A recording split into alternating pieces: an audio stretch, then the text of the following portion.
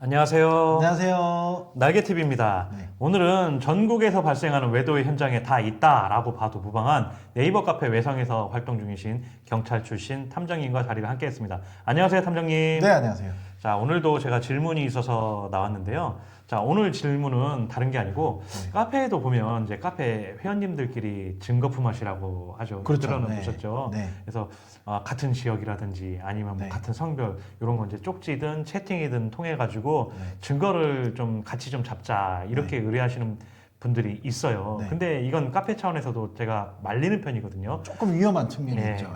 위험해서 네. 이게 후폭풍이 좀 있어서 저도 네. 말리는 건데 제가 말씀드리는 것보다 현장에서 직접 보아온 탐정님께 한번 의견을 한번 여쭤보고 싶어요. 네. 자, 어떤 문제가 있는지 좀 말씀해 주시죠. 일단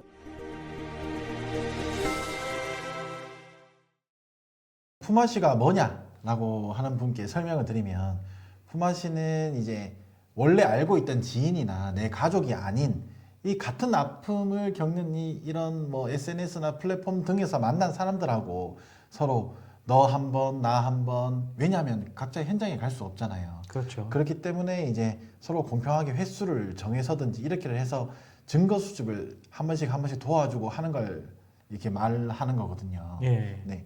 그런데 이제 보통 품앗이를 하는 이유는 두 가지가 있죠.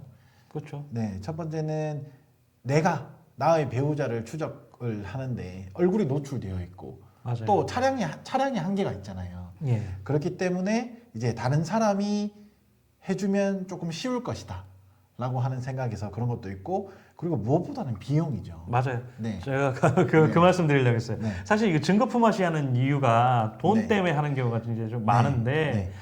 돈 조금 아끼려다가 네. 좀 안 잘못된 경우, 그 다음에 네. 또 오히려 회원님들끼리 다툼이 생기는 경우를 저는 네. 굉장히 많이 봤어요. 네. 그러니까 내가 사는 지역에서 내가 하루 이틀 정도 쉽게 말하면 봉사를 해주면 예. 저 사람도 나를 위해서 똑같은 봉사를 해주겠지 라는 기본 개념을 통해서 이제 품앗이를 하는 건데, 문제점이 생겨요.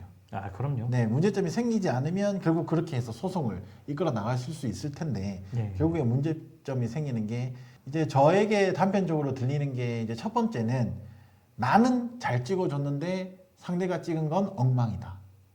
그럴 수 왜냐하면 서로가 전문가가 아니잖아요. 있죠. 예.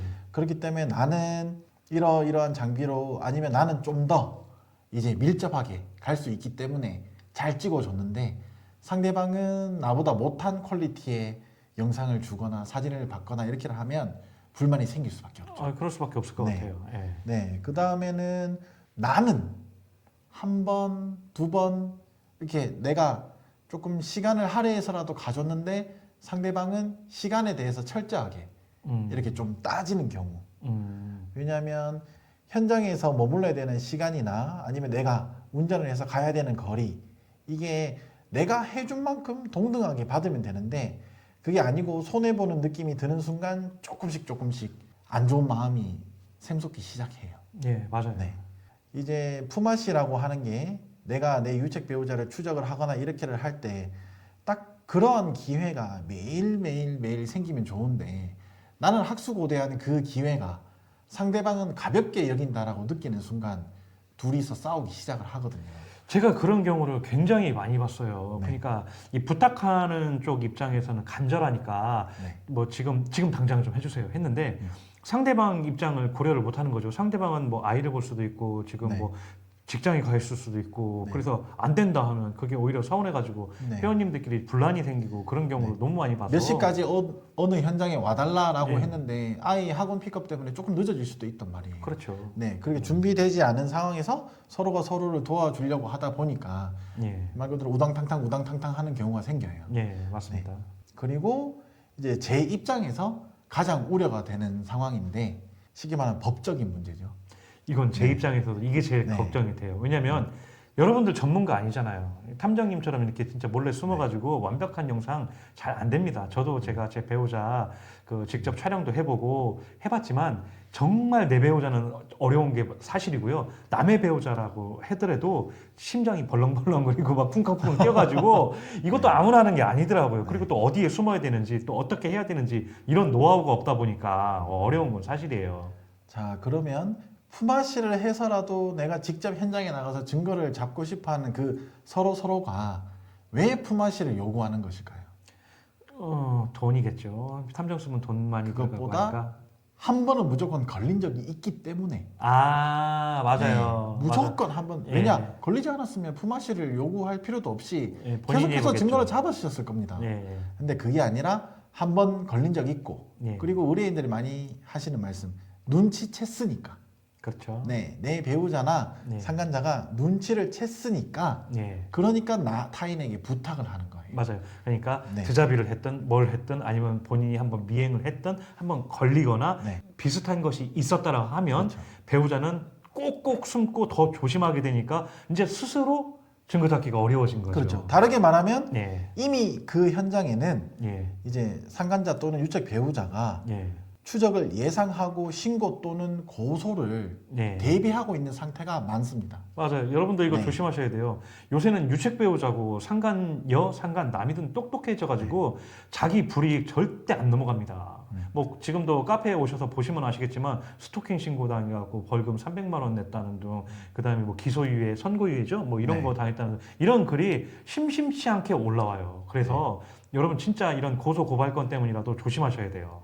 유책 배우자와 주차장에서 또는 집에서 예. 아니면 식당 옆 테이블에서 이렇게 한정적인 순간에 촬영을 할 때 예. 그 촬영이 적발되었을 때 둘이서 이야기를 나눈 적이 있는지, 예. 아니면 변수에 대해서 심각하게 고민을 해 본 적이 있는지. 예. 왜냐하면 이게 단순하게 쪽지나 채팅으로만 이렇게 하실 때는 이렇게 해도 됩니다. 예. 왜냐하면 이제 탐정업을 하면서도 유책 배우자의 평소 생활 습관이나 루틴 이런 걸 굉장히 많이 물어봅니다. 예. 그런데 거기에 대한 뭐 면밀한 증거 교환, 그 정보 교환 없이 예. 이렇게 섣불리 준비를 해서 했을 경우에는 더듬이가 접힌 차 안에 숨어 있는 유책 배우자에게 덜미를 잡힐 수가 있어요. 예.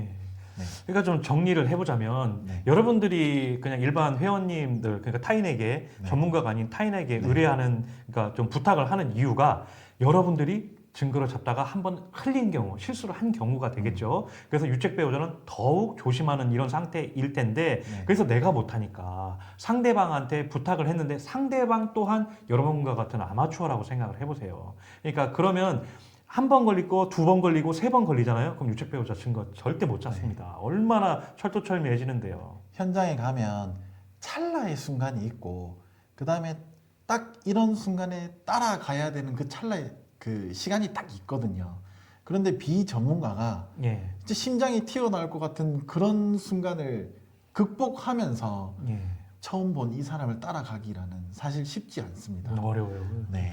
제가 정의의 사도라도 그건 못할 것 같아요. 저도 전문가가 아니라서 저도 해봐서 압니다. 어렵습니다. 네, 왜냐하면 이제 품앗이에 실패를 해서 탐정님께 연락을 드렸어요 하는 분들의 이야기를 들어보면 예. 자칫하면 정말 큰일 날 뻔했네요. 예. 이런 줄 몰랐네요. 그런 말씀을 하시는 분이 꽤 있거든요. 예. 그래서 이제 품앗이를 하려고 하면 이제 법적인 면에 대해서 아니면 이런 순간에는 어떻게 해야 되는지 여러 정보 많은 사람들에게 물어보고 해야 되는데 사실 그게 쉽지가 않습니다. 예. 네. 맞습니다. 그냥 오늘 내용 정리해보자면 여러분들이 이제 비용적인 것도 그렇고 여러 가지 개인적인 사정으로 타인에게 좀 부탁하고 싶은 마음은 저는 충분히 이해합니다. 저도 겪어봤기 때문에. 하지만 그에 대한 그 부작용은 여러분들이 온전하게 감당하셔야 돼요. 그리고 일이 잘못돼가지고 내가 뭐 고소 고발을 당하면 그나마 괜찮은데 괜한 부탁한 분이 고소 고발 당하면 그거 어떻게 책임져 주시겠습니까? 네. 그런 위험성이 있으니까 증거 잡는 거는 여기 계신 전문가분한테 그냥 의뢰하시는 게 한방입니다. 한방. 증거 못 그리고 잡을 일이 이제 없습니다. 마지막으로 요즘 최근 들어서 품앗이를 빙자를 해서 증거 영상을 찍고 난 다음에 웃돈을 요구하는 사례가 종종 있다고 합니다. 역으로 협박이 들어오는 거네요. 협박인 듯 아닌 듯 그러니까요. 해서 네, 나 이렇게까지 해줬으니까 뭐 아이들 과자값이라도 더 달라. 실제로 들은 이야기니까 알바했네. 네, 조심하는 게 좋을 것 같습니다. 예. 네. 네, 오늘의 영상은 이것으로 마치겠습니다. 오늘 좋은 말씀 해주신 경찰 출신 탐정님은 요 위 있죠.